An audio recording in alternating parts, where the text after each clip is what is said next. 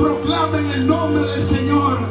Y tal como dice, toda rodilla se doblará y toda lengua confesará que Jesucristo es el Señor. Aleluya. ¿Cuánto lo creen? ¿Cuánto están preparados para recibir la palabra que Dios nos tiene en esta noche? Vamos a pedirle ser el Señor abriendo nuestros corazones para recibir esa palabra, iglesia. Tal y como cantábamos, y será llena la tierra de la gloria del Señor. La mies está madura, la mies está preparada. Jesús le dijo a los discípulos: otros trabajaron, otros, y ustedes han entrado en sus labores, pero ya está preparada, la mies está preparada, aleluya. Por lo cual Jesús también dijo: el que cree en mí, como dice la Escritura, de su interior correrán ríos de agua viva. Y eso era lo que estábamos cantando, que el Espíritu nos avive.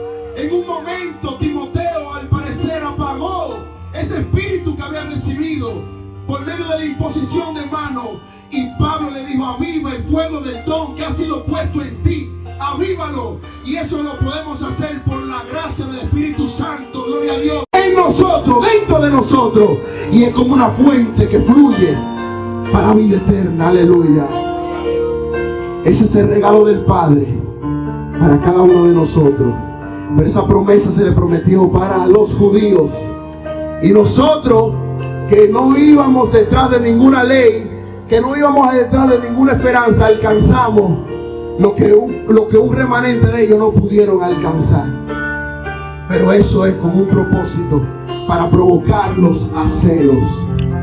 Porque nosotros, todos nosotros los que estamos aquí, al no ser judíos, tenemos conocimiento muchas veces más que ellos, porque ellos ni siquiera leen el Viejo Testamento, lo hacen religiosamente. Pero usted tiene el conocimiento del Santo. Aleluya. Denle un aplauso, denle la gloria al Señor, porque ha sido fiel y está aquí en esta noche. A su nombre, gloria. Gloria a Dios.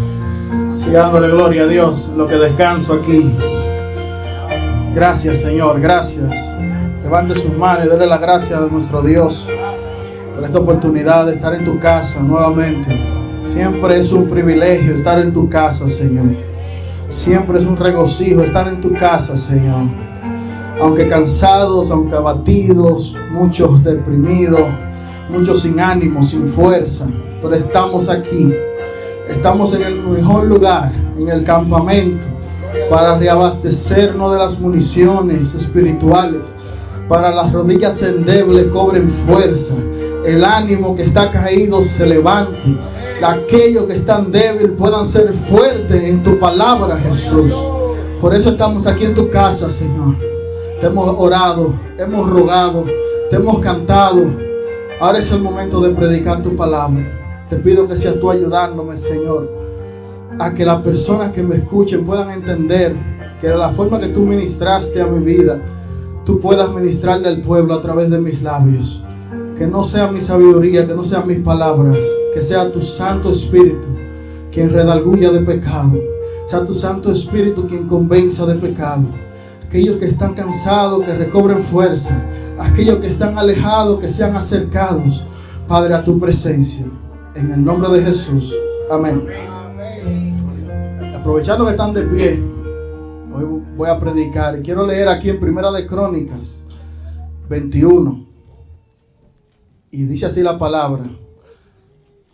Primera de Crónicas 21. Vamos a leer algunos versículos antes de iniciar. Pero Satanás se levantó contra Israel e incitó a David a que hiciese censo de Israel. Y dijo David a Joab y a los príncipes del pueblo: id a hacer censo de Israel desde Beerseba hasta Dan, e infórmame sobre el número de ellos, para que yo lo sepa. Y dijo Joab: añada Jehová a su pueblo 100 veces más, rey, señor mío.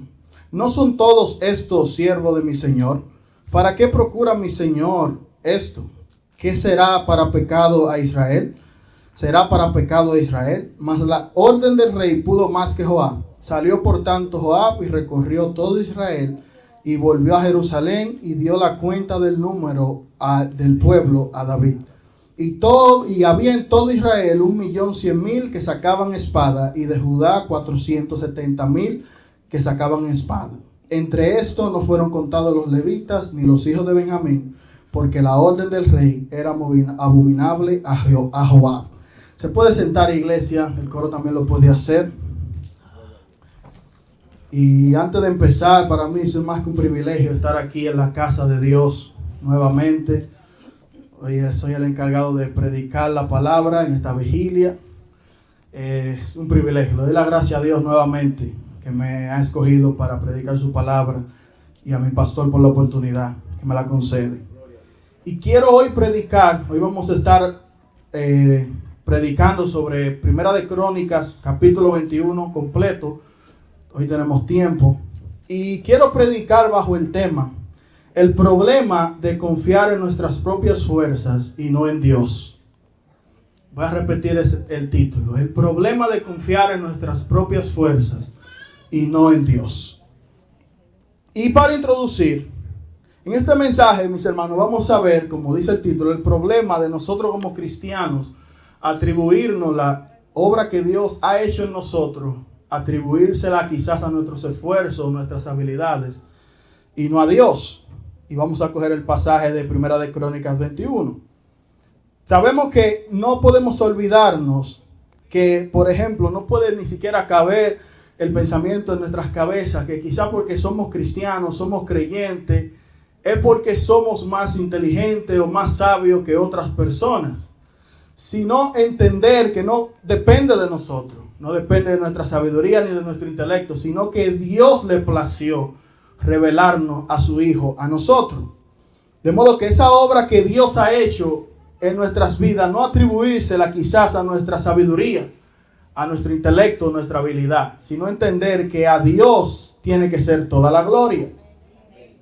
A veces podemos llegar a creer, cuando recién nos convertimos, que quizás fuimos más inteligentes que un primo que no te conoce, un tío que no conoce del Señor, un amigo que no conoce del Señor.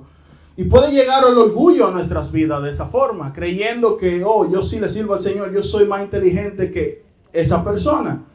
Sin entender que, mis hermanos, nosotros no aportamos nada a eso, sino que fue Dios quien nos escogió a nosotros. Nosotros simplemente respondimos a la obra que Él ya hizo en la cruz del Calvario. De modo que esto no puede ser algo de que nos llene de orgullo y menospreciemos a aquellas personas que todavía no han llegado a los pies de Cristo, sino que esto tiene que ser una actitud en nosotros de compadecernos por aquellas personas que no han llegado a los caminos de Dios todavía. No de una manera de orgullo de nosotros enaltecernos porque tomamos una decisión correcta, sino de compadecernos de que esas personas aún no han tomado esa decisión de acercarse al Padre. También vamos a ver en este mensaje problemas como el orgullo, la ansiedad, entre otras cosas que desagradan al Señor. Y también las consecuencias que producen estas cosas, el coger la gloria que le pertenece a Dios y tomarla para nosotros.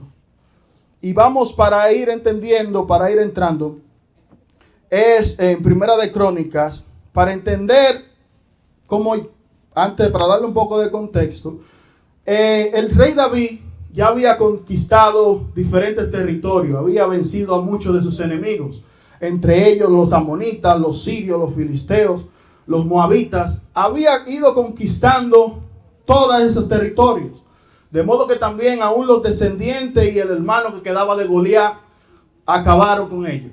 Y no solamente que cogieron el territorio, sino que dice la palabra que los derrotó y lo humilló. Fue una victoria que Dios le dio tan grande al rey David, que fue algo sorprendente. Y dado cada una de estas victorias, llegamos aquí en un momento que no hay guerra, había un poco de paz. No había esa necesidad de hacer esta acción que tomó el rey David.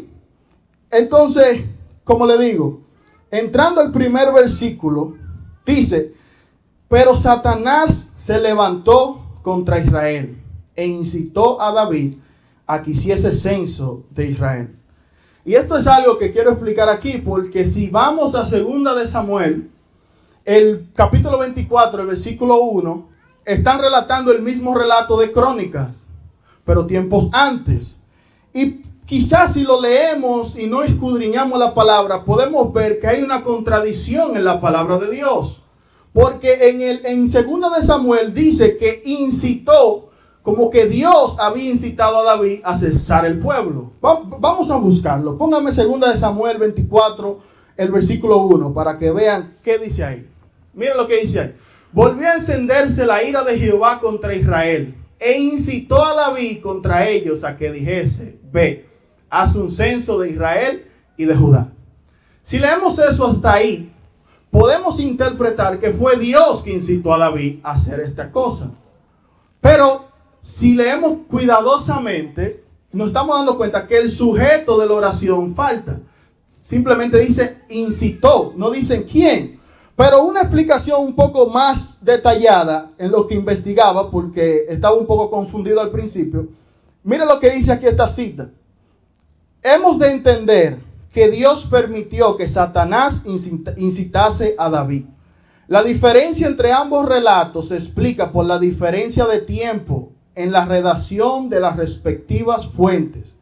Crónica se escribió después del destierro, cuando la mención de Satanás ya no ofrecía tropiezo a los judíos confirmado en su monoteísmo, mientras que los libros de Samuel se escribieron muchos siglos antes, cuando, como en el libro de Job, no podían concebir que Satanás pudiese actuar al margen de Dios, sino a su servicio.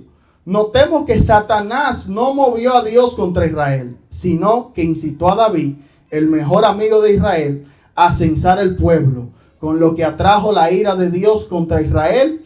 El diablo nos causa mayor perjuicio cuando nos incita a pecar contra Dios que cuando nos acusa delante de Dios. Fue un poco extenso, pero para que entendamos, si en algún momento lo leemos, no es que la Biblia se contradice en estas cosas, pero como leí aquí, el 2 de Samuel se escribió tiempos antes de la crónica. Los judíos no tenían en su mente la idea, inclusive en esta parte aquí de Primera de Crónicas 20, el 21, es la primera mención a Satanás que se hace en la Biblia.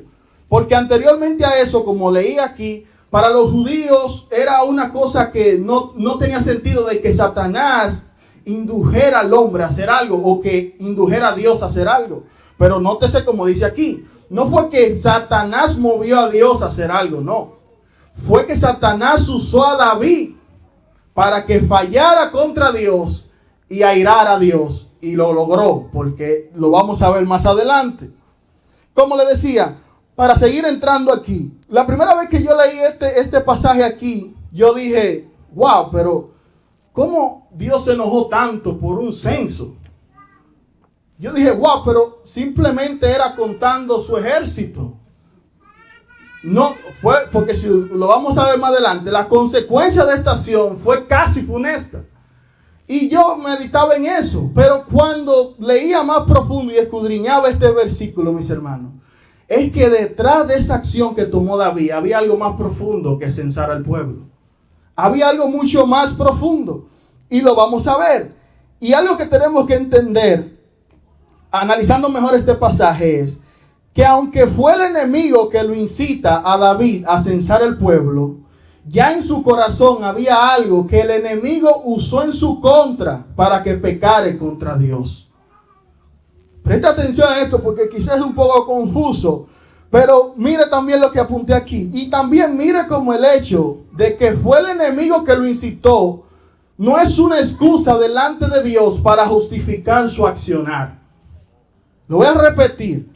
Mire como el hecho de que fue el enemigo, Satanás, que incitó a David a hacer este error, no es una excusa delante de Dios para justificar su accionar. Conociendo ahora, como nos enseña la palabra, que del corazón del hombre es que salen las iniquidades. El enemigo nos seduce y nos engaña de lo que ya está en nuestro corazón. Entonces, esto es algo que tenemos que prestar atención y de lo que voy a hablar en esta noche. El rey David, parece que ya toda esa victoria que había obtenido, toda esa gloria que había obtenido, se estaba llenando de orgullo y estaba perdiendo que la victoria no había sido por su fuerza, sino que había sido Dios que le había dado la victoria. Y vamos a seguir viendo aquí. Escuchamos a diario expresiones como que dicen: se me ha levantado el enemigo en la casa, o en el matrimonio, o en las escuelas, donde sea. Y puede pasar. Pero lo que muchas veces usamos esa oración para quitarnos nuestra responsabilidad que nosotros tenemos como creyentes, de que nosotros tenemos que tener nuestro corazón puro y limpio, porque Satanás lo que hace él es un engañador. Él lo que tuerce la palabra de Dios, él lo que tuerce lo que hay en tu corazón para que tú peques contra Dios. Y como leí en la cita, a él no le interesa que tú falles, a él le interesa que tú desobedezcas la autoridad de Dios, para así que Dios se aire y mande juicio. Pero mire lo que sigo diciendo aquí para ir entendiendo todo esto. Defino lo que es la palabra el censo. Cuando el censo es el recuento de todas las personas, hogares y viviendas.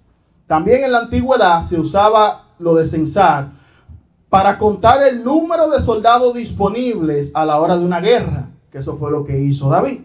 Entonces la pregunta sigue siendo la misma: ¿por qué esto ofendió tanto a Dios? Si aunque estaba en el momento de paz, David tenía que estar preparado por si se aproximaba una guerra. Pero mire también lo que dice aquí, cito nuevamente. El principio de Éxodo 30, versículo 12, habla de la propiedad de Dios sobre su pueblo. En el pensamiento de estas culturas antiguas, un hombre solo tenía derecho a contar o numerar lo que le pertenecía. Israel no pertenecía a David. Israel pertenecía a Dios. Le correspondía al Señor ordenar un conteo. Y si David lo hacía, solo debía hacerlo por mandato de Dios y debía dar el dinero del rescate para expiar por el conteo. Entonces vamos a ir viendo poco a poco por qué Dios le desagradó tanto este accionar de David, de simplemente, como yo pensaba en un tiempo, contar al pueblo. Pero es como le digo, el pueblo no era pertenencia de David. El pueblo de Israel no era pertenencia de él. Era de Dios. Él simplemente era el administrador del pueblo que Dios le había dado en sus manos. Y como le decía, el único que podía ordenar un censo era Dios. Y si él no había ordenado nada, ¿por qué lo hizo entonces? Vamos a seguir viéndole. Segundo, ya dije que solamente el pueblo era de Dios. Segundo, Dios era el que había dado la victoria a David desde el principio, no importando la cantidad del ejército. Y mira lo que dice aquí en Primera de Crónicas, lo voy a leer 18:6. Y puso David guarnición en Siria de Damasco, y los sirios fueron hechos siervos de David, trayéndoles presente, porque Jehová daba la victoria a David donde quiera que iba. Mira ese punto final. Porque Jehová daba la victoria a David donde quiera que iba. Entonces ya poco a poco vamos a ir dándonos cuenta por qué esta acción airó tanto a Dios. Porque David se estaba olvidando de todas las veces que la mano de Dios lo había librado de sus enemigos.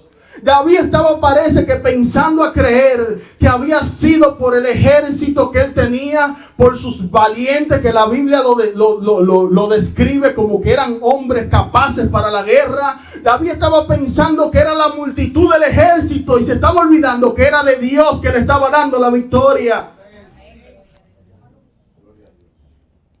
Y esto es importante que nosotros entendamos, mis hermanos.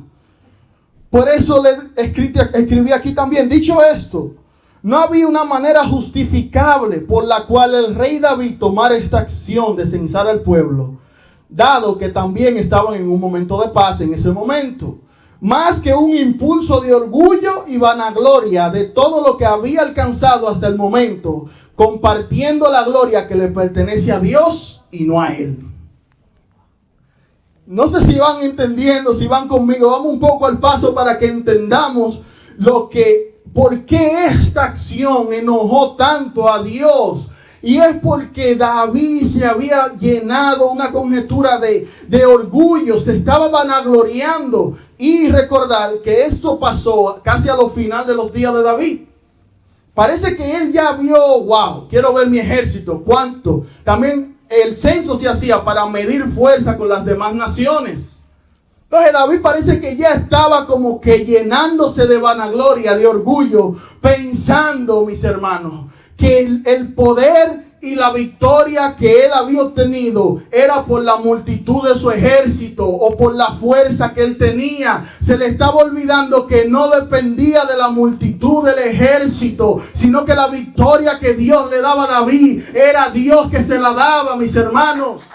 Del mismo modo, nosotros en este tiempo, en esta hora, nunca se nos puede olvidar que la victoria que Dios nos ha dado no es por nuestro esfuerzo, no es por mi capacidad, no es por mi valentía. Es Dios que nos da la victoria. Aleluya. No consiste en la multitud del ejército, no consiste en la multitud de los caballos, de los armamentos. No, consiste en la mano fuerte de Jehová. Aleluya. Y eso nunca se nos puede olvidar, ni nunca puede llegar el orgullo a nuestras vidas, pensando que la victoria ha sido por nuestra mano y no por la mano de Dios. Entonces, como le decía, antes de seguir con la cronología, eso a veces nos vemos tentados, mis hermanos, con eso, de asumir algo que es Dios que lo ha hecho en nosotros. Creer que ha sido por nuestro intelecto. Creer que ha sido porque yo soy mejor que otro. Creer que sí, yo tengo esto porque yo le he sido fiel a Dios.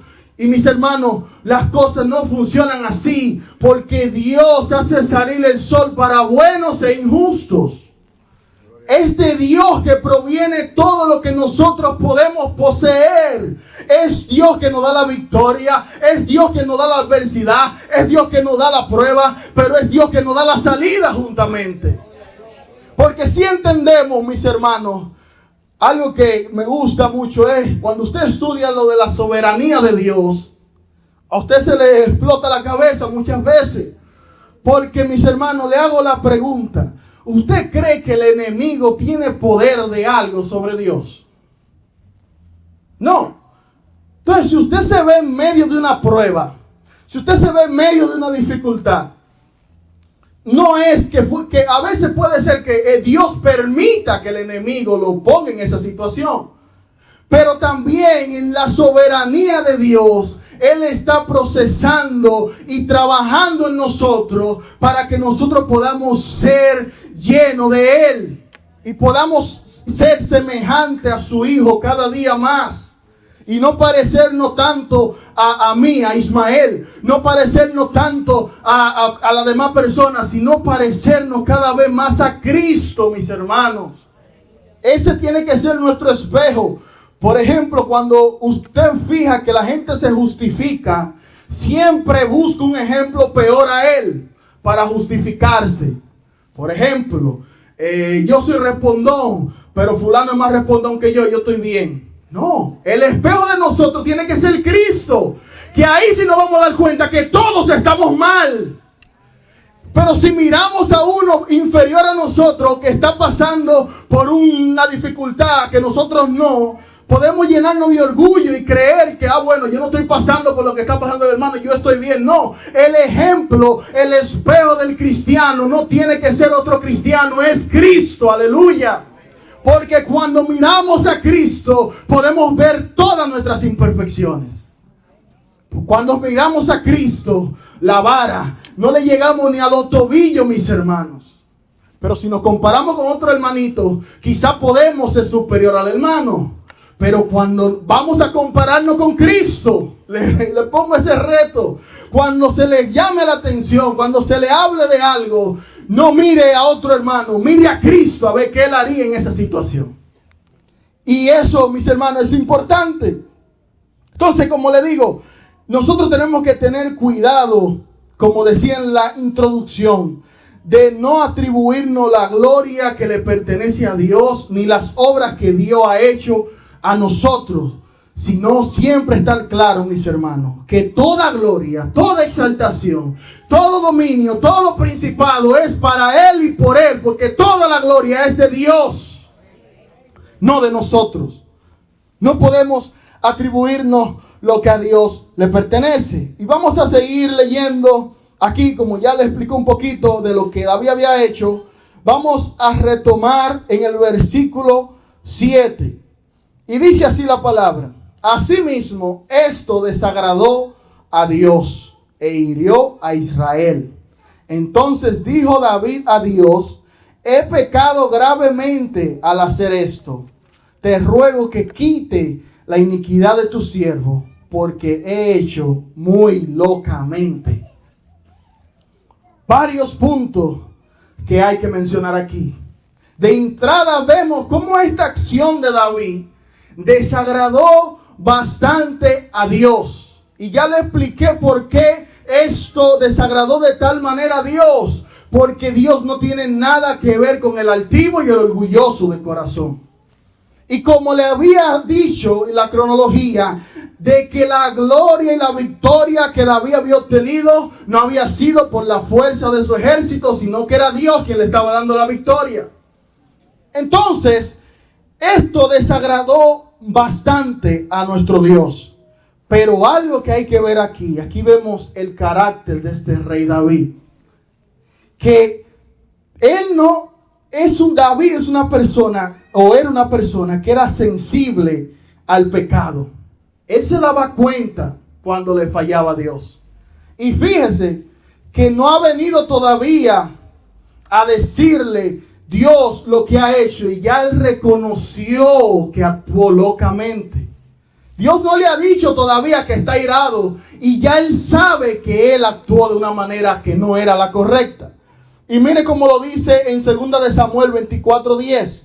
Después que David hubo censado al pueblo, le pesó en su corazón, y dijo David a Jehová: yo he pecado gravemente por hacer esto, mas ahora, oh Jehová, te ruego que quites el pecado de tu siervo, porque yo he hecho muy neciamente. Wow. David, desde que recibió la noticia, le pesó el corazón. La conciencia, mis hermanos. Parece que en ese momento él abrió los ojos y se dio cuenta de qué es lo que yo estoy haciendo. Y dice, mis hermanos, él reconoció que actuó neciamente. Y esa palabra, cuando la leí, dije: wow. Necio, que insiste en los propios errores o se aferra a ideas o posturas equivocadas. Neciamente, acción que lleva a cabo una imprudencia por la ignorancia o presunción incorrecta de la realidad. Pasaron, mis hermanos, 10 meses en lo que David le dio la orden a Joab. Pasaron 10 meses en lo que se contaba a toda esa gente. Y en esos 10 meses David no había abierto sus ojos ni había recapacitado. Él había actuado, como él mismo lo dice, como un necio en ese momento. Porque él estaba aferrado a una idea errónea, mis hermanos. Pero aún así, este hombre supo cómo reconocer su error. Y como le decía, antes que viniera el profeta con la palabra de Dios, ya David se había dado cuenta que actuó locamente y de la manera que ofendió a Dios. Y mire, por algo que quiero rescatar de ese accionar de David, es que nosotros, mis hermanos, quiero rescatar de este versículo y de esta forma que actuó David, es la convicción de pecado que tenía David y su arrepentimiento. Él no tuvo que esperar a que Dios le declarara lo que había ofendido. Él lo supo y se arrepintió del momento. Por eso que nosotros tenemos que tomar los ejemplos de la palabra y de los grandes hombres de Dios. Y cuando nosotros cometemos un error, hay que reconocer nuestros errores, mis hermanos. Hay que reconocer nuestras fallas. no podemos justificarnos. Fíjese que en esto que hemos leído, usted no ha visto una justificación de David ante Dios, sino que él reconoció automáticamente que le ha fallado. Asimismo, mis hermanos, nosotros, una de las evidencias del nuevo creyente y del nuevo nacimiento es que se da cuenta cuando le falla a Dios. Esto es algo que quiero hablar, porque no es posible, mis hermanos. No le digo con esto que no vamos a fallar, vamos a cometer errores, pero tenemos que darnos cuenta cuando cometemos un error, si somos nuevos creyentes y nueva criatura. Si hemos nacido de nuevo, mis hermanos, automáticamente nosotros fallamos, nos sentimos mal. Pero el que no ha nacido de nuevo falla y falla y falla y no siente un remordimiento ni un arrepentimiento en su ser. Pero como le decía, mis hermanos, este hombre, desde que falló, inmediatamente se arrodilló y se arrepintió de su mal accionar. Pero algo que es importante y vamos a seguir viendo, el hecho de que uno reconozca su error, eso no nos justifica ni nos exenta de las consecuencias de nuestro mal accionar. Y eso es algo que tenemos que tener muy claro. Nosotros podemos arrepentirnos y Dios lo acepta. Podemos hacer lo que hagamos y Dios lo va a aceptar, pero las consecuencias de nuestras acciones las vamos a tener que enfrentar. Y lo vamos a ver aquí más adelante, para ir aprovechando el tiempo. El Señor dice aquí: y habló Jehová a Gad, vidente de David, diciendo: ve y habla a David y dile, así ha dicho Jehová, 3 cosas te propongo, escoge de ellas una que yo haga contigo. Y viniendo Gad a David le dijo: así ha dicho Jehová. Jehová no tuvo que hablar mucho con David. Jehová le dijo: mira, esto es lo que hay para ti. Ya yo escuché tu oración, muy bonito, bien, pero estas son las consecuencias de tu mal accionar y el castigo que te va a tocar por ese mal accionar. Y mire las 3 cosas que le dijeron. Escoge para ti 3 años de hambre, o por 3 meses ser derrotado delante de tus enemigos con la espada de tus adversarios, o por 3 días la espada de Jehová, esto es, la peste en la tierra, y que el ángel de Jehová haga destrucción en todos los términos de Israel. Mira pues, ¿qué responderé al que me ha enviado? Mis hermanos, mire, esas son 3 opciones peligrosas. Son difíciles, mis hermanos. David estaba entre la espada y la pared. David tenía que elegir algo. Entonces, mis hermanos, antes de seguir, por eso le decía, yo vi una vez una palabra que me impactó. Y dice así: uno puede elegir su pecado, pero no la consecuencia. Usted puede elegir irse tras una mujer que no es su esposa y ser infiel. Y usted se puede arrepentir porque hay perdón para esas personas. Pero usted va a tener que enfrentar las consecuencias de esas acciones. Y eso es algo que usted tiene que entenderlo. ¿Cuáles son las consecuencias? Un divorcio. La familia se le va a destruir. Del mismo modo, por ejemplo, un delincuente, mis hermanos, que mate a una persona, en ese momento que lo haga y se arrepiente de sus pecados, el Señor lo perdona. Pero él va a tener que enfrentar las consecuencias por su accionar. ¿Y cuáles son las consecuencias? La cárcel. Dios puede tener misericordia y acortar su condena con buena conducta, entre otras cosas. Pero la consecuencia de su mal accionar la va a enfrentar aquí en la tierra, aunque Dios lo haya perdonado. Entonces, eso es algo que nosotros tenemos que tener en cuenta, mis hermanos. Del pecado nosotros tenemos que mantenernos de lejos, porque Dios aborrece el pecado. Dios es muy santo. Dios no tiene nada que ver con el pecado. Y quiere que sus hijos sean de la misma forma. Como decía el versículo 13, aquí vemos el carácter del rey. Él sabía que tenía que enfrentar las consecuencias de su pecado. Pero él entendió que el hombre no tiene misericordia. Pero Dios es un Dios misericordioso. Mira lo que dice aquí. Entonces David dijo a Gad: estoy en grande angustia. Ruego que yo caiga en la mano de Jehová, porque sus misericordias son muchas en extremo, pero no caiga en mano de hombres. Mis hermanos, aunque David, con esta respuesta, David no estaba tratando de apelar a la misericordia de Dios de una manera que le quitara el castigo. Él sabía que él tenía que enfrentar algún tipo de consecuencia. Pero él entendió, conociendo al Dios que él le servía, que ese Dios era un Dios misericordioso a diferencia de los hombres. Pero no se queda ahí, mis hermanos. Mire esto que apunté aquí, cito.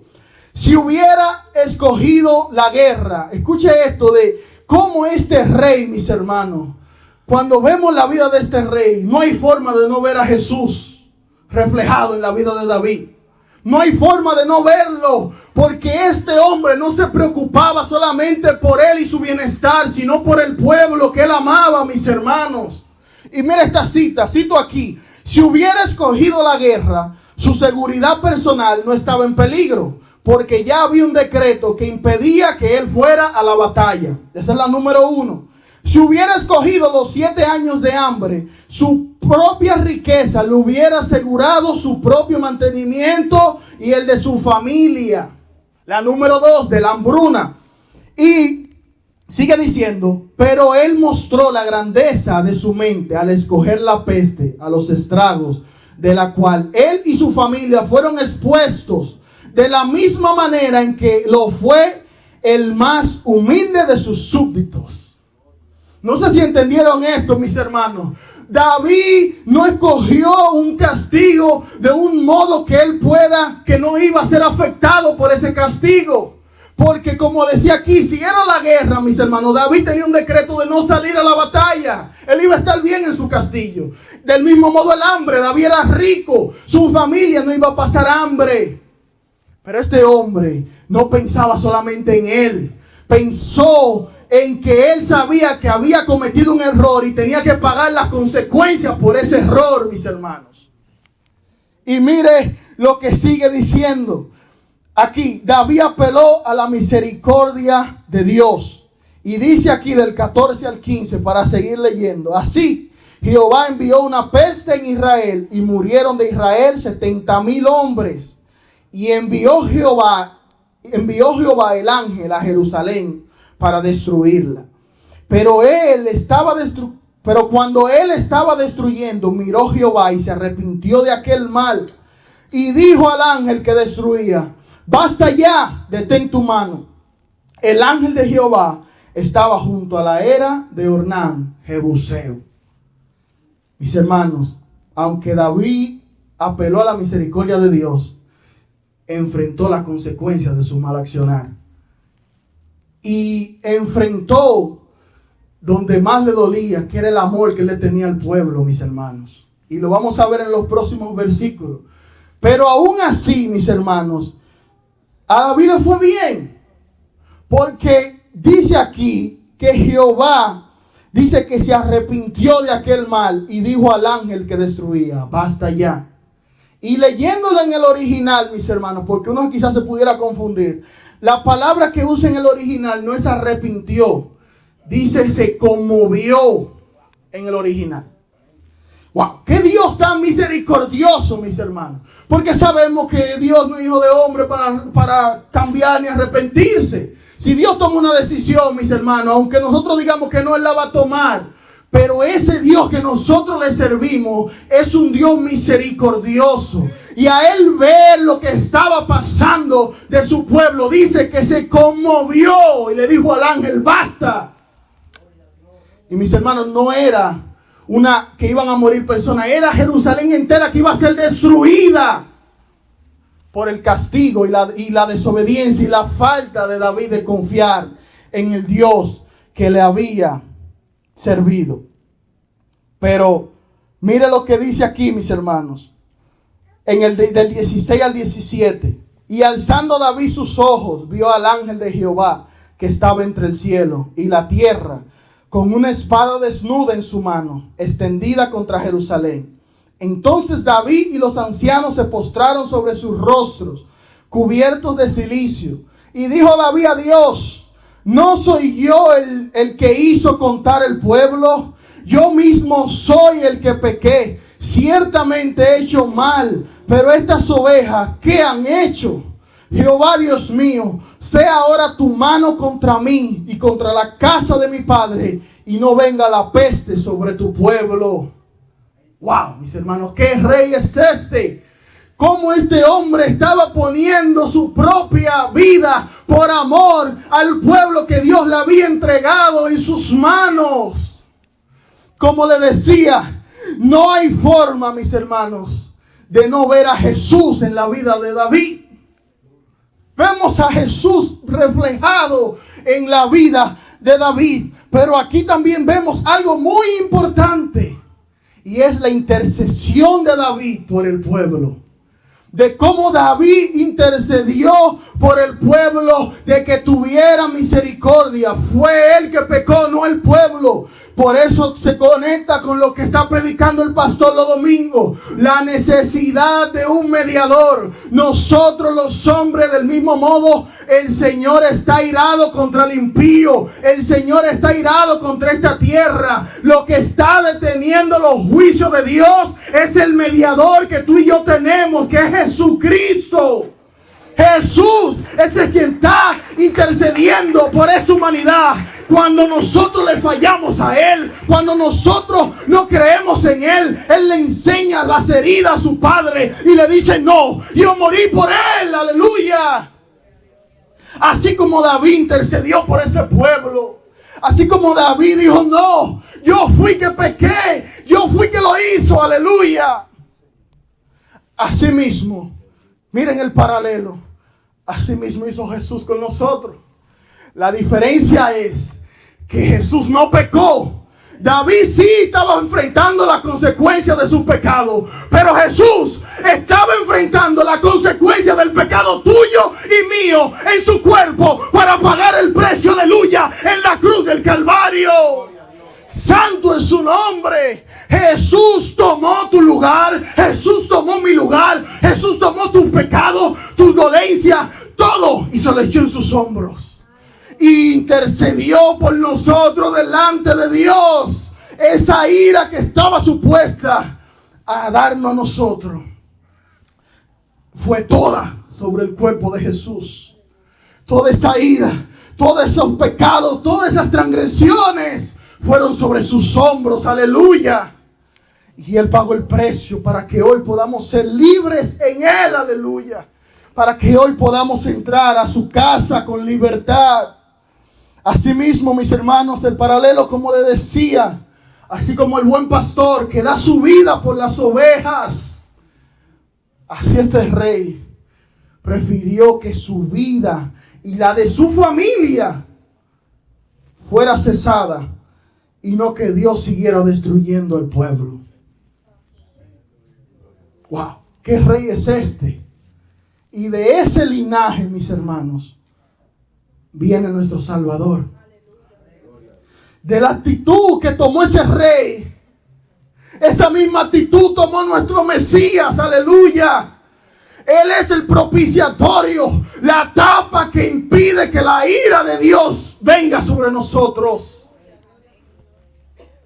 Pero, mis hermanos, ese mismo Dios del Antiguo Testamento es el mismo Dios de hoy en día. Y esto es algo que quizá no le gusta mucho escucharlo, pero esa tapa que está impidiendo la ira de Dios en algún momento va a ser removida. Y este mundo va a enfrentar cada una de las consecuencias, va a enfrentar la ira de Dios por la desobediencia de este mundo. Por eso hay un refrán que dice: el que ríe de último ríe mejor.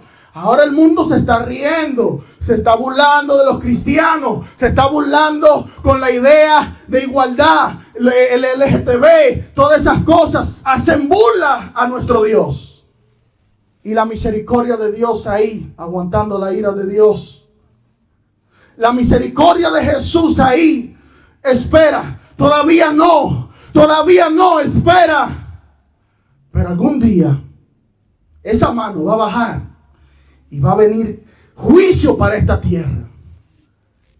Y los que están escuchándome por las redes sociales, los que están aquí, que no han escapado de esa ira que le viene a esta tierra, Es el momento de que te acerques a Dios para que escapes del día de la ira. Porque en un tiempo el Señor ahogó la tierra en agua, pero ahora va a ser en fuego, mis hermanos. Entonces, que a mucha gente a veces dice, que el Dios del Nuevo Testamento es amor, amor, amor y amor y amor y amor. Mucho amor. Sí, pero también hay un fuego consumidor. Y hay un Dios que es santo y hay un Dios que es justo. Y que el que peca y hace transgresión tiene que recibir su pago por esas acciones. Pero nosotros, mis hermanos, no es que nosotros nos justificamos por nuestro buen accionar delante de Dios. No es que nosotros somos buenas personas, no lo somos. Es que nosotros, aceptando a Jesús en nuestras vidas, Él nos justifica delante del Padre. Aleluya. Esa es la justificación que hace Jesús. Que Él dice, bueno, Él no pudo pagar el precio. Él no puede vivir una vida perfecta como yo la viví. Acéptame a mí, recíbeme a mí y yo te voy a justificar delante del Padre. Aleluya. Por eso es que el que me esté escuchando no es con tus fuerzas. Aleluya. No es, mire, yo hablaba con un joven reciente y él me mandó un audio de casi 2 minutos. Me dijo, wow, mi hermano, yo sé que en el mundo no hay nada. Yo sé que esto y lo otro, pero yo no tengo fuerza para venir a la iglesia. Y mis hermanos, yo le dije, es que tú tienes razón, es que tú no tienes fuerza. Pero es Dios que nos fortalece a nosotros, aleluya. El hecho de que yo esté aquí hoy no es por mi fuerza, aleluya. No es por mi capacidad, no es porque yo soy más santo que el otro, aleluya. Es porque Dios es quien me tiene de la mano. Santo Dios. Santo Dios. Mis hermanos, eso hay que entenderlo. Me acuerdo en un momento, pequeño testimonio de debilidad mío. Yo le dije al Señor, Señor, que sea tú que me rechace, pero yo no me quiero descarriar. Que sea tú que me aparte de ti, pero agárrame con tu mano y no me suelte, aleluya. Porque con mi fuerza yo estuviera en el mundo ya, pero es la mano de Dios que me ha agarrado, aleluya. No es mi fuerza, no soy yo, no soy yo, es Dios que me tiene agarrado, aleluya. Y a ti y a mí nos tiene agarrado. No es por tu fuerza, iglesia. Entiende esto. No es por tu fuerza, es Dios quien nos tiene agarrado de la mano. Y como decía, la intercesión de ese rey. Mira lo que dice aquí, lo que produjo. Y el ángel de Jehová ordenó a Gad que dijese a David que subiese y construyese un altar a Jehová en la era de Ornán el Jebuseo. Mis hermanos, en este lugar es muy importante, este lugar. Pero lo vamos a ver más adelante. Voy a terminar con ese lugar. Pero sigue diciendo, entonces David subió conforme a la palabra que Gad le había dicho en nombre de Jehová. Y volviéndose, Ornán vio al ángel, por lo que se escondieron 4 hijos suyos con el que estaban. Y Ornán trillaba el trigo. Y viniendo David a Ornán, miró a Ornán y vio a David. Y saliendo de la era, se postró en tierra delante de David. Entonces dijo David a Ornán, dame este lugar de la era para que edifique un altar a Jehová. Dámelo por su cabal precio, para que cese la mortandad en el pueblo. Y Ornán respondió a David, tómala para ti, y haga mi señor el rey lo que bien le parezca. Y aún los bueyes daré para el holocausto, y los trillos para la leña, y trigo para la ofrenda. Yo lo doy todo. Entonces el rey David dijo, Ornán, no. Y mire, preste la atención a esta palabra. Esta palabra me ha marcado. No, sino que efectivamente la compraré por su justo precio. Porque no tomaré para Jehová lo que es tuyo, ni sacrificaré holocausto que nada me cueste. Wow, gloria a Dios. no sacrificaré holocausto que nada me cueste. Mis hermanos, y esto quiero explicarlo aquí, o no explicarlo, abundar sobre esto.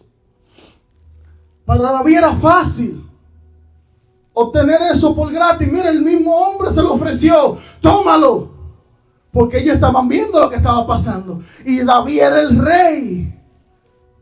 Pero ¿qué dijo este hombre? No, yo no lo quiero gratis. Yo no quiero ofrecerle a Dios lo que no me cueste. Mis hermanos, y aplicándolo para hoy nosotros debemos de dejar de estar ofreciendo al Señor las obras. Hay que sacrificarle a Dios, aunque nos cueste, mis hermanos. Aunque cueste mi comodidad, lo voy a sacrificar. Aleluya. Aunque me cueste lo que me cueste, le voy a dar sacrificio a Dios. Aunque me cueste mi orgullo, despojarme de mi orgullo y reconocer que necesito de un mediador, voy a dar sacrificio de alabanza. ¿Y qué es eso, mis hermanos? Sacrificio de alabanza.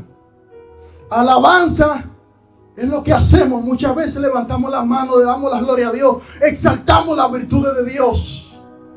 Pero un sacrificio de alabanza es cuando a nosotros nos cuesta.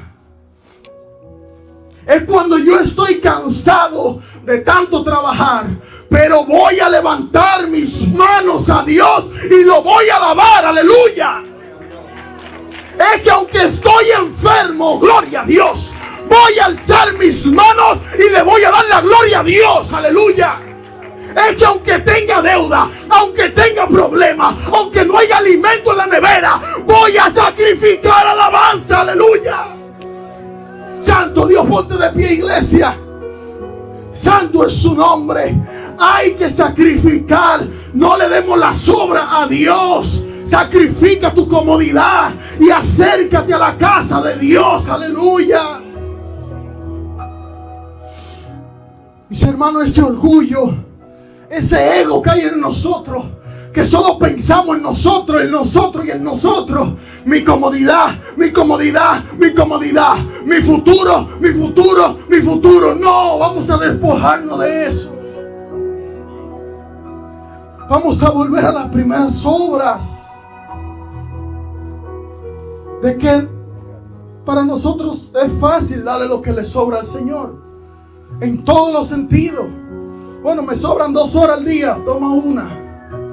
Pero mis hermanos, cuando sacrificamos a Dios, cuando sacrificamos, vamos a imitar a este rey, que él tuvo la opción de recibir esta tierra gratis. Pero él sabía el Dios que le estaba sirviendo. Él sabía que algo tenía que costarle restablecer esa comunión con Dios nuevamente. ¿Y qué mayor? Asimismo, mis hermanos, el sacrificio de alabanza, asimismo tuvo uno que sacrificarse por nosotros y darle a Dios un sacrificio y una alabanza por la eternidad. Y se sacrificó por entero. Se humilló hasta lo más bajo. Se despojó de su gloria. Se despojó de su trono. Se despojó de su vestidura de rey. Y se puso vestidura de siervo, de esclavo. Por amor a ti y a mí. Para sacrificar alabanza a Dios. Para pagar el precio por nuestros pecados. Si pueden subir los muchachos. Y mire cómo termina esto aquí diciendo: y dio David a Ornán por aquel lugar el peso de 600 siclos de oro. Y edificó allí David un altar a Jehová, en el que ofreció holocausto y ofrenda de paz. E invocó a Jehová, quien le respondió por fuego desde los cielos. en el altar del holocausto. Entonces Jehová habló al ángel y este volvió la espada a la vaina. Dios escuchó el clamor de David y respondió con fuego.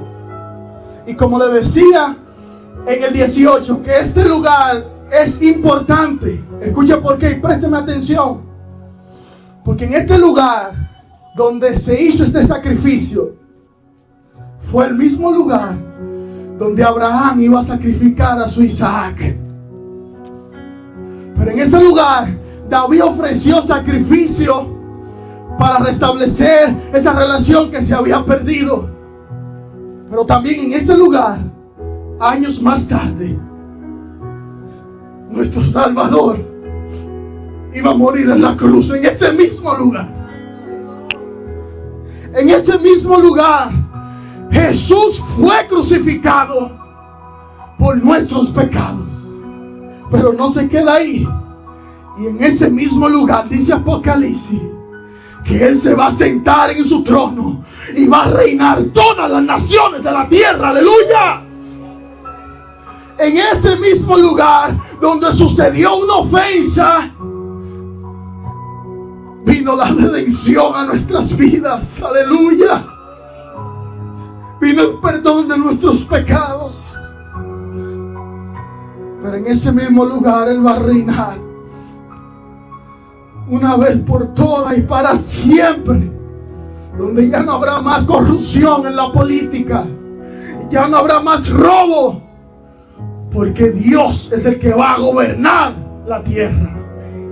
Una teocracia, un gobierno perfecto, aleluya, de nuestro Dios. Si puede entonar la alabanza.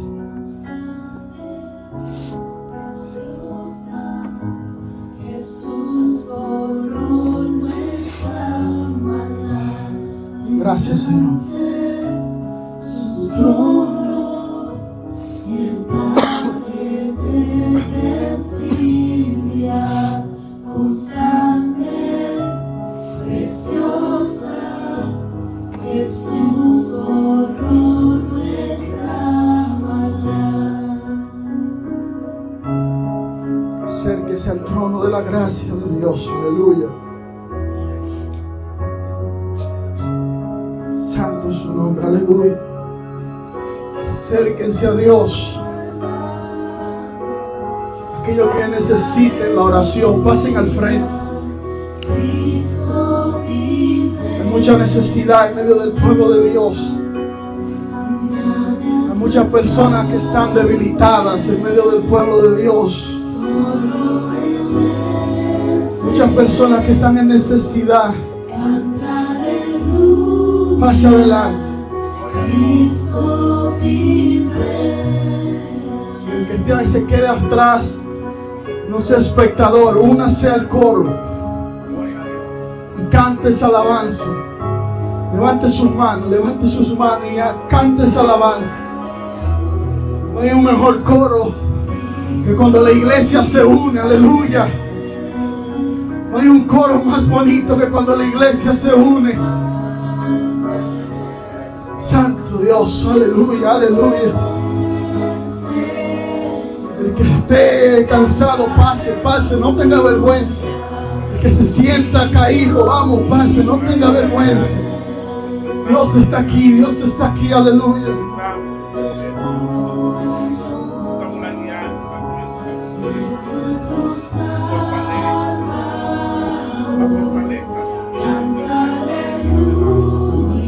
Santo Dios, aleluya. Santo. Santo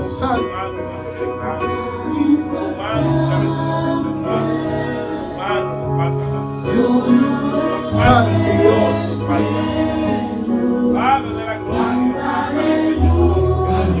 Gloria a Dios, únase al coro. Dele sacrificio de alabanza, aleluya. Aunque esté cansado, aunque esté atribulado, aunque esté trabajado, abra su boca y cántele al Señor. Levante sus manos y cántele al Señor, aleluya. Cántele al Señor, aleluya. Santo Dios, Él se pasea, Él se pasea.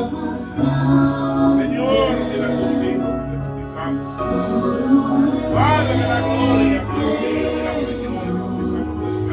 Santo Dios, aleluya. como se confiaba en tu siervo David, Cristo vive. Dios, Padre de la gloria, nosotros Santo. necesitamos venir delante de ti. a tu Hijo, Padre. Esa oración que me has dado, tu corazón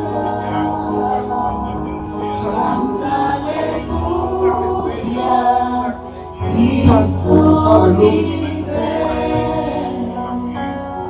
Santo Dios. Es más grande, solo Él es Señor.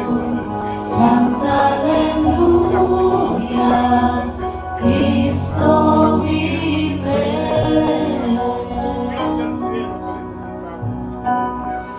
Delante su trono, el Padre te recibirá con sangre preciosa. Jesús borró nuestra maldad. Delante su trono, el Padre te recibirá con sangre preciosa. Jesús borró nuestra maldad. Levante su mano, iglesia. No se distraiga, no se distraiga. Siga adorando a Dios. No nos cansemos, no nos cansemos. Siga adorando, siga adorando. Santo Dios. Hay voces, Hay mucha necesidad en medio del pueblo de Dios. hay voces que no pueden ponerle atención para que El Padre te recibirá con Ante su sangre trono. preciosa. Venga ante su trono. Jesús borró nuestra Gloria a Dios. maldad. Delante Venga ante su trono. su trono, No te resista a la voz de Dios. Él te está llamando. Ven, ven, ven, ven, ven. Ven ante su trono. Jesús Sus brazos están abiertos. nuestra maldad. Delante Santo su trono, la necesidad en medio de tu pueblo, Señor. recibirá con sangre Santo Dios, aleluya. Jesús borró nuestra Dios, aleluya. delante. Padre, mira a tu siervo, Señor. El Padre Lo presento en tu nombre, mi Rey. recibirá Mira sus dolencias, mira sus tribulaciones, Señor. Jesús Padre, borró sé tú con él, Padre amado. Sé tú con él, Señor, aleluya. Sé tú con él, santo es su nombre. Santo es su nombre. Tú no estás solo, aleluya. Tú no estás solo. Tu carga no es muy pesada, aleluya. Si yo te la he dado es porque tú puedes llevarla, aleluya. Tu carga no es pesada, aleluya. Si te la he dado es porque puedes llevarla, aleluya. Señor está contigo, aleluya. Tú sabes que estoy contigo. Aunque quizá no me escuchen, tú sabes que estoy contigo, aleluya. Mi mano está contigo, estoy contigo, aleluya. Santo Dios, Santo Dios, Santo Dios. Cristo vive. Ah, gracias, Señor. Gracias, Señor, aleluya. Ah, gloria a Dios. Santo eres, aleluya. Nunca, nunca he estado solo, aleluya. Nunca he estado solo. Siempre he estado ahí, aleluya. Santo es su nombre. Siempre he estado ahí. Siempre en la adversidad, en la prueba, en la dificultad, en la escasez, aleluya. Yo soy el que te ha proveído, aleluya. Santo Dios.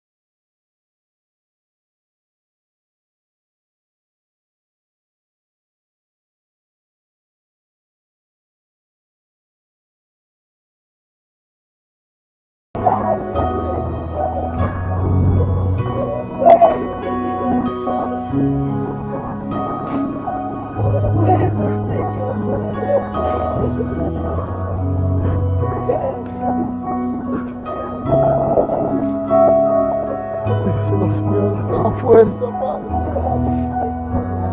La fuerza para vencer. Dale la fuerza para vencer, Señor. No con tu fuerza, Manuel. No con tu fuerza. Ese fue el error del principio. Creíste que era con tu fuerza. Con mi fuerza, mi hijo. Y con mi fuerza. Confía en mí. Confía en mí. Canta aleluya. Cristo vive.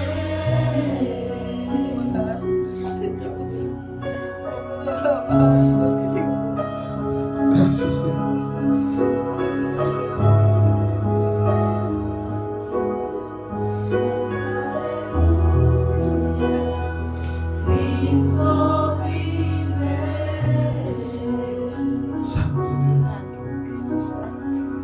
Los afanes, el mundo ha endurecido nuestro corazón, aleluya.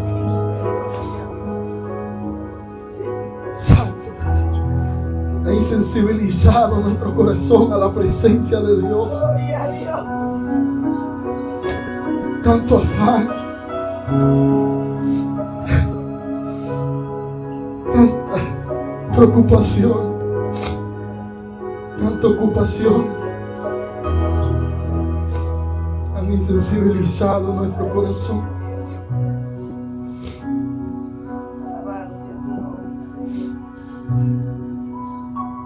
Padre amado, quebranta a aquellos que tienen que ser quebrantados, aquellos que tienen mucho que no lloran en tu presencia, que abran su corazón. Santo Dios, que abran su corazón. Santo Dios. Santo Dios. Necesitamos de ti, Señor. Con nuestra fuerza no podemos. Es el problema de confiar en nuestra fuerza. Es el problema de confiar quizá en la multitud del ejército.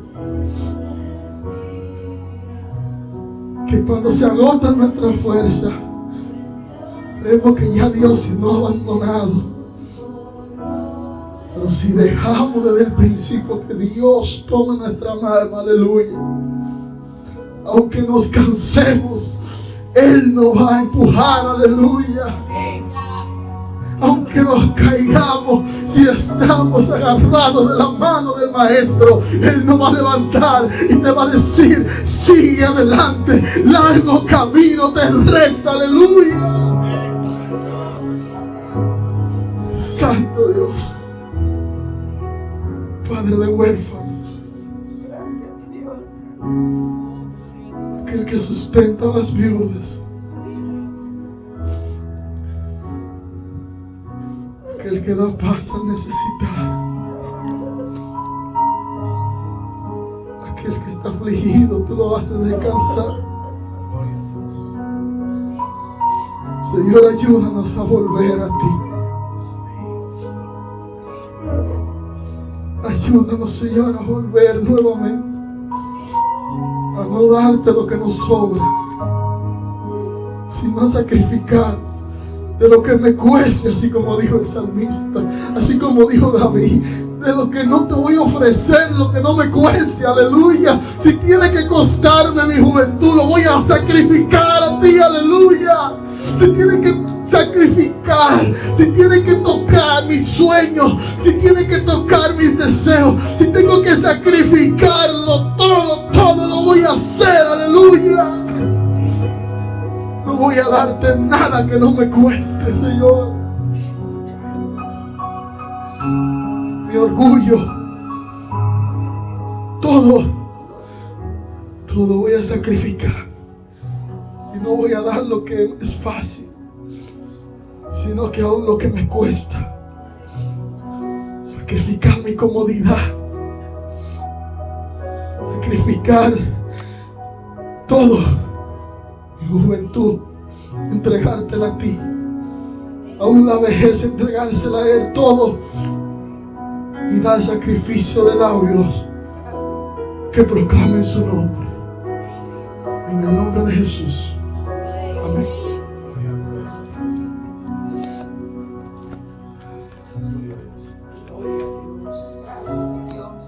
En ese mismo tenor, iglesia, ya nos vamos.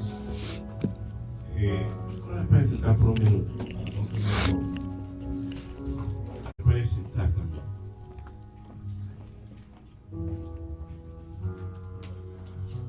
Gloria a Jesús. La visitación del Espíritu Santo a uno le da fuerza, lo renueva, le ayuda, porque en algunos momentos nos sentimos extenuados, nos sentimos débiles.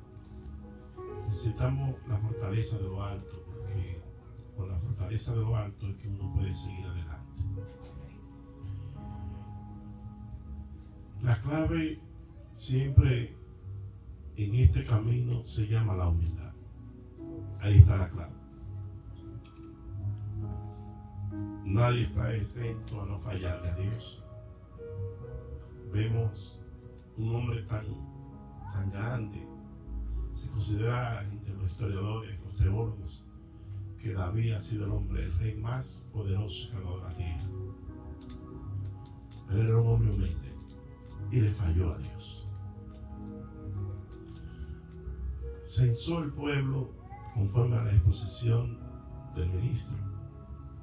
1100 tenía lo de Israel, 470,000 tenía lo de Judá, 10 tribus, 1,570,000 soldados, sin contar lo de Benjamín. Quizás podían haber llegado a 2 millones. Un ejército de 2 millones no es un ejército pequeño, es un ejército grande. David es un cuadro tan hermoso que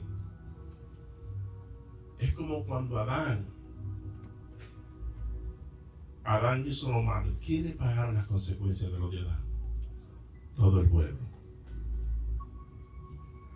Todo el pueblo pagó las consecuencias. Es decir, estamos hablando de toda la humanidad, debo decir.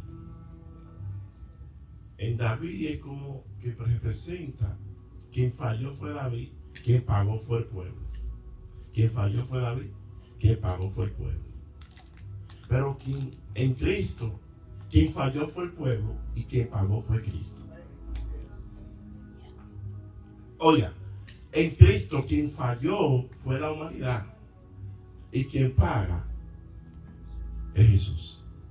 En David lo opuesto, quien falla es el jefe y la consecuencia que la paga es el pueblo.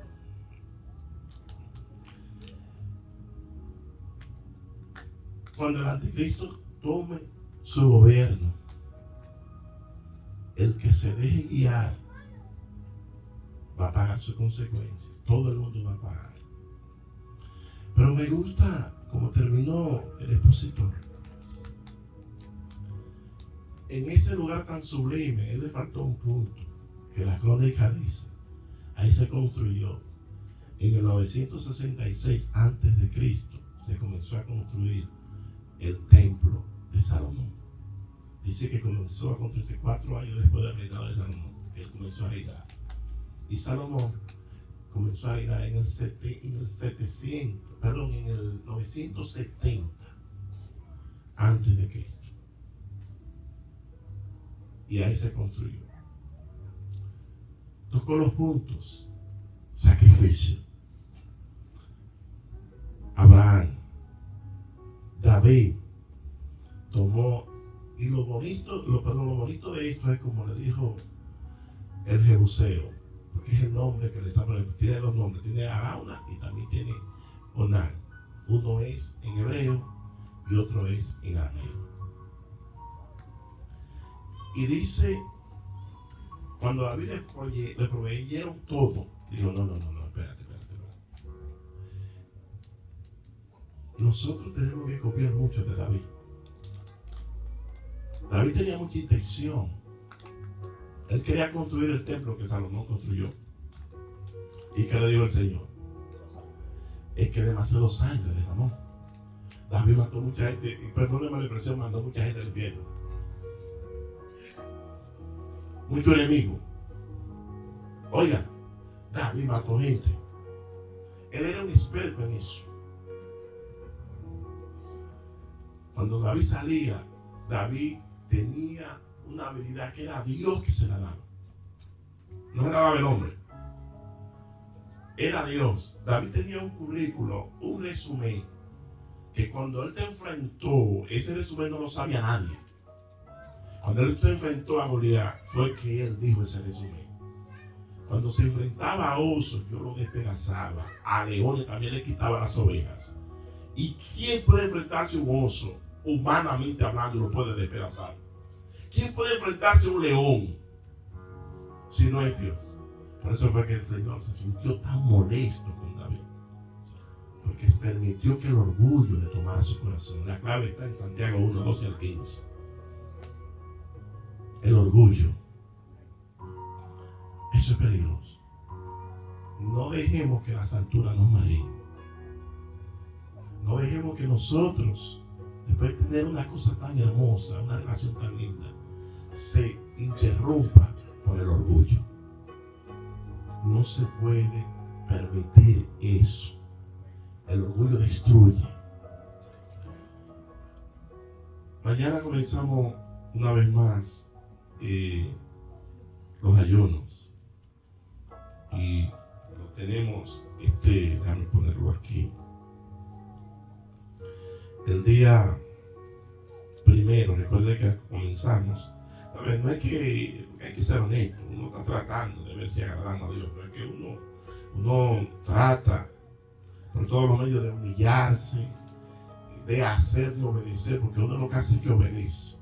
Aquí nadie compra a Dios, aquí obedecemos. La parte que nos corresponde a nosotros es obedecer. A nosotros no nos corresponde otra parte, sino obedecer. Y cuando nosotros obedecemos, Dios le encanta la obediencia. ¿Y sabe qué hay cuando hay obediente? Bendición. En la obediencia hay bendición. ¿Por qué usted cree que la nave que Pablo iba no se hundió? Y no echaron a todos esos presos a la mar a que los tiburones los comieran. Porque había un obediente. ¿Por qué usted cree que la nación de Israel fue preservada? Porque Dios tenía un obediente llamado José. La nación de Egipto también, por un obediente. Cuando hay obediencia, hay bendición. Manuel, se te extraña aquí. No es con la fuerza tuya. Ismael, con tu fuerza tú has estado, tú le has servido al Señor. David, con la fuerza tuya, no puedes, Manuel. Libramos muchas batallas juntos. Dios te está esperando. El Señor te está esperando. Tú quieres reconciliarte este día. Olvídate de lo que tú tengas delante. Tú solamente le enseñas que yo te entrego mi carga. Y Él se encarga de lo otro. ¿Qué tú me dices? Cuando Él dice que si ponte de pie. Maya, por favor, vamos a orar por Él. Manuel, nosotros necesitamos, más bien Dios te necesita en este lugar. Dios te necesita. Yo no se me olvida cuando yo te bauticé allá en el Papayo del Agua. A mí no se me olvida cuando estábamos durmiendo como 5 o 6 en una cama que dormíamos como que parecíamos sardinas. No se me olvida cuando te dejé una vez la parada del 9, ¿te recuerdas? Cuando caminamos allá en Bonao. Y cuando creo que no sé si tú fuiste allá a donde la tía mía, no sé si, y nos comíamos. Recuerdo hermoso. Tú haces falta en este lugar. Vamos a orar. Padre bueno, que estás en las alturas, repite conmigo. Padre bueno, que estás en las alturas. Gracias por recibirme una vez más como tu hijo. Porque aquellos que tú has sellado, nunca, aunque quisieran estar fuera de ti, no pueden estarlo. Porque Jesús dijo, lo mío, nadie me lo arrebata. Nadie me lo arrebata. Y yo soy propiedad tuya. Recíbeme una vez más como tu hijo. Y séllame con ese sello de garantía que nos da tu Santo Espíritu. No me suelte. No me suelte, aunque yo me quiera soltar. En el nombre de Jesús. Amén. Y amén. Denle un aplauso al Señor. Denle un abrazo ahí, una vez más. Vamos a ponernos de pie, amada iglesia. Los ayunos de pie que tenemos para el día de mañana. Por una iglesia con un espíritu de oración como la iglesia primitiva. Y como desea el Señor Dios Todopoderoso. El espíritu de oración está hablando del espíritu de arrepentimiento, no quizás por usted, pero por muchas cosas alrededor nuestro. Porque hay demasiada transgresión en esta tierra. El odio de los extranjeros somos la familia no extranjera. Entonces hay que tener un espíritu de arrepentimiento. Un deseo inmenso de hacer la voluntad de Dios en medio de su pueblo. Para que nuestra iglesia y toda la iglesia de Jesucristo proceda conforme al corazón de Dios. Por un deseo inmenso del retorno inminente de nuestro Señor y Salvador Jesucristo a la tierra. Por una iglesia preparada, santificada, purificada para el pronto regreso de Cristo por su iglesia. Y por nuestro propio templo. Vamos a dejarlo hasta ahí. Esas serán las peticiones. Oremos. Y el domingo hay otras peticiones que no se pueden quedar.